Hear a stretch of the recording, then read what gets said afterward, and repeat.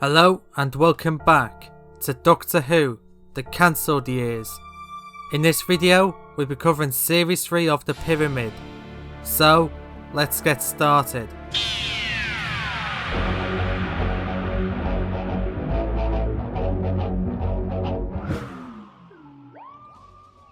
Before we begin, I must address what this season is. Originally, I planned for The Pyramid to skip 2004 and have Series 3 air in 2005. However, since making that decision, I've decided to go back on this idea and create a season which would air in 2004. Therefore, what used to be Series 3 is now Series 4, as Series 3 now airs in 2004. Now with that out the way, let's cover the series itself. Series 3 would have been the first season to air on BBC One instead of BBC Two. It also would have saw an episode count increase from 6 to 8. David Arnold would have stepped down as the show's composer, with Murray Gold and Ben Foster taking over. Despite having left Doctor Who at this stage, Russell T Davies would have remained on as a co-showrunner alongside Paul Cornell. Nicholas Schindler and Matthew Robinson also would have remained on from Series 2. And now, let's get to the episodes. The first episode would have been Human Decay, written by Paul Cornell. This would have essentially been the Doctor Who episode, Partners in Crime. However, with this being a pyramid story, the story would have included more darker imagery. For example, when the human fat is being cut off to create an adipose, we see the people losing body weight and big chunks of fat, and instead of just turning into a pile of adipose, they turn into a shriveled up skeleton, while also producing adipose. And also, as this is a pyramid story, the characters of the Doctor Companion would have been replaced with the pyramid team. Other than that though, it would have been pretty much the same story. The second episode would have been The Night Train, written by Russell T Davies. This would have essentially been the Doctor Who episode, Midnight. The story would have saw the pyramid team taking a train to Scotland as they received word of a possible alien attack happening in Glasgow. Bernice and Chris board the train, while Jennifer and Jack pick up snacks from the shop in the train station. However, they end up missing the train, so they're forced to take the next one. The story would follow just Jennifer and Jack as they find themselves on a separate train heading to Glasgow. However, about partway through their journey, the train breaks down in a tunnel, which is where the main story happens, which is essentially Midnight.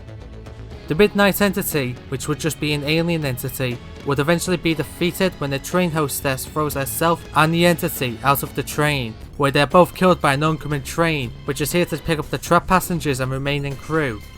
The third episode would have been The Last Day of Your Life, written by Chris Chibnall. The story would have saw random people across the UK receiving a letter from an anonymous signer, which tells them that they'll die in less than 48 hours. The letter tells them when they'll die, as well as how they'll die and where they'll die. We see Chris getting a phone call from his mother, Patricia, who we learn is destined to die from an unknown illness and is to die holding Chris's hand. Chris refuses to accept that his mother will die, so he brings her into the pyramid base and begins testing her to cure whatever ends up killing her. He ends up finding an unknown cell in her body, which he suspects to be the illness, so he decides to inject an antibody into her, which will kill off the illness. However, by attempting to kill off the illness, the antibody instead activates it and spreads it throughout her entire body, which begins to kill her. We then see Chris breaking down and blaming himself for all of this. Patricia takes Chris's hand and tells him not to blame himself and that he was only trying to help. And then, she quietly passes away. We then end the episode with Chris visiting her grave and placing some flowers next to it, before walking off into the distance. The fourth episode would have been The Face of the Future, written by Phil Ford. The story would have saw the pyramid team receiving intel from an alien ally about a wealthy man named Bernard Clark, who is suspected of possessing alien technology. The team investigates into Bernard and his family, and they find that he's practically sprung out of nowhere, yet no one seems to question this. It appears that overnight, he went from a nobody living on the streets to being one of the most respected and wealthiest men on the planet. It turns out that Bernard has been using alien technology not to conquer the world, but to make him and his family rich. He possesses a small alien device which grants him the ability to travel back in time to a random point in history for 2 hours before being sent back to his right time. He plans to use this ability to make himself rich and famous, and to use his money to gather illegal alien technology scattered across the planet to upgrade his time device so that he can travel anywhere and anywhen for however long he wishes. Eventually, Bernice and Chris are able to steal Bernard's time device. They take it back to the pyramid base, where they upgrade it to give them the ability to choose where and when they go.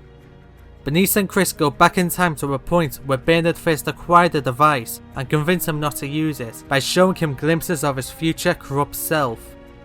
Bernard agrees and hands his device over to Bernice and Chris. They then give him some money before they zap back to the present. Back in the present, they find that neither Jennifer or Jack remember the events of today or who Bernard Clark is. The story ends with Bernice and Chris agreeing to store the time device in a maximum security vault with only them knowing the access codes. The 5th episode would be Ghost Town, written by Rupert Lay. The story sees Bernice and Chris travelling to Romania after being invited by one of Bernice's old friends named Yolande to stay for a week. During the opening, we learn that a peace conference is being held in Romania. At first, everything appears to be a simple holiday for the two of them. However, during the night, Bernice is attacked by what she believes to be spirits. The next day, we see Bernice and Chris exploring the area. Chris decides to head back to the house, while Bernice meets with a man named Christian Abbotley. She eventually returns to the house, where she meets an American peace envoy for the conference, along with his wife Candice. At the end of the day, everyone heads off for the night. Bernice goes to her room, where she feels as though something is haunting the house. She goes downstairs and discovers Candice to be dead, with her eyes wide open and her hair turned white.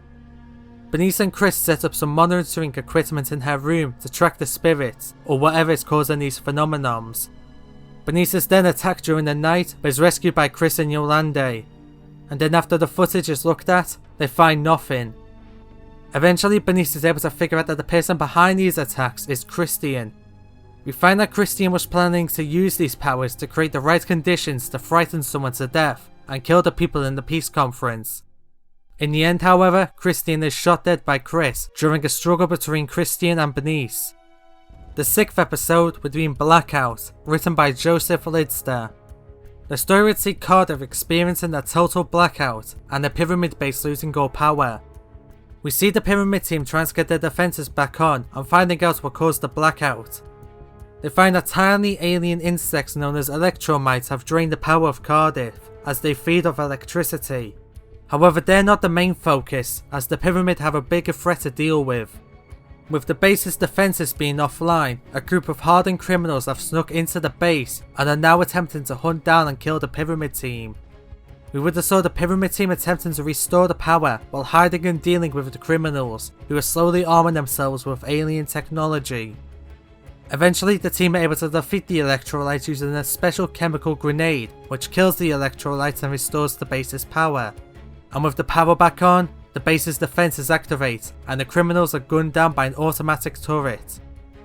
The 7th episode would have been Christina, written by Russell T. Davies. The story begins with the pyramid team investigating an alien crash site, where they find that a square meteorite has crashed to Earth. They run some quick tests on it and initially conclude it to be harmless. Then suddenly, it begins to violently shake. It spits out a red liquid, which lands and sinks into Chris's arm, before the meteor explodes into dust. After this, the team take Chris back to the base, where they run some tests on him to see if the liquid is a poison or something. At first, they conclude that nothing is wrong with him and presume it to be a weird side effect. Then all of a sudden, Chris collapses dead on the table. The team are thrown into a panic as they attempt to revive him. And then we see Chris's skin begin to crack, with a beaming light pushing through. The skin cracks and the room is filled with a bright light. The light dies down and we see the rest of the team in shock, as we see that the person lying on the table is no longer Chris, but a strange woman, played by Hermione Norris. At first, the team are in shock as to who this woman is, however they discover that it's actually Chris. They run some tests on him, or rather her, and find that other than his appearance, nothing appears to be wrong with him. Chris is thrown into a panic as she fears this might be permanent, however Bernice settles her and tells her it's probably only temporary. For the time, however, he's stuck like this, and so the team jokingly decide to nickname Chris Christina. We then see over the next 2 days as the Pyramid team tries to analyse the dust from the meteor to figure out exactly what it was, as well as how to revert Christina back into Chris. Meanwhile, we see Christina dealing with her new life. We also see that she's beginning to act quite differently, appearing to be more witty and close-minded. We also see how this affects Bernice and Christina as a couple, and how their relationship works now. Around the last 15 minutes we see the events of the 3rd day. Christina tells the team that she's going out shopping, which amuses Bernice. Meanwhile, the team gets closer to finding answers in the dust. They discover that the rock came from the planet Moningrim, which they discover to be a planet inhabited by a female warrior race named the Fominers. They learn that the Fominers are known for their attempts at conquering other planets. They send a meteorite containing the essence of one of their leaders to a planet, which will go on to infect an unsuspecting victim. The victim is then turned into the Femina leader. At first it appears to be just a simple appearance change, but over time the person's personality and soul is wiped away and replaced with that of the leaders, who were then tasked with creating a gateway to Moningrim using technology and a special ritual where the Feminers come through and conquer the planet.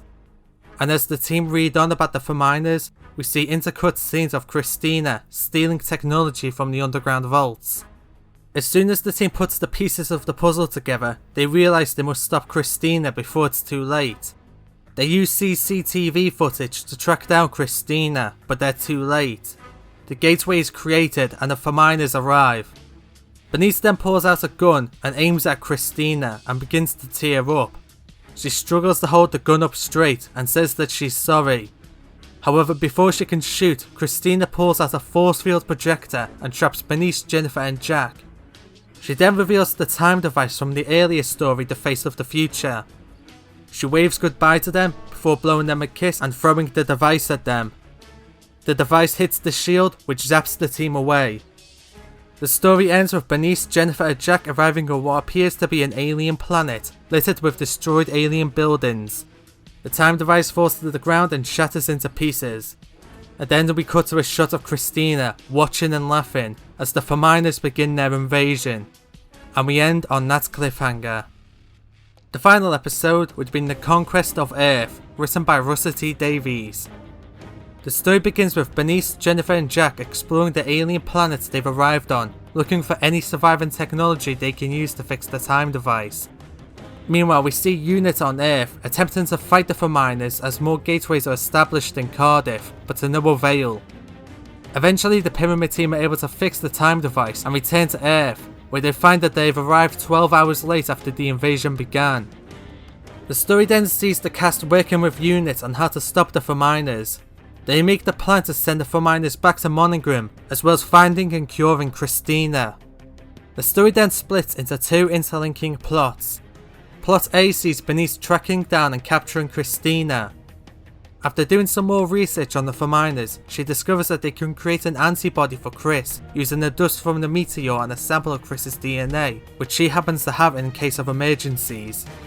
Christina is injected with the antibody, and we see inside her mind. We see both Chris and Christina inside their mind.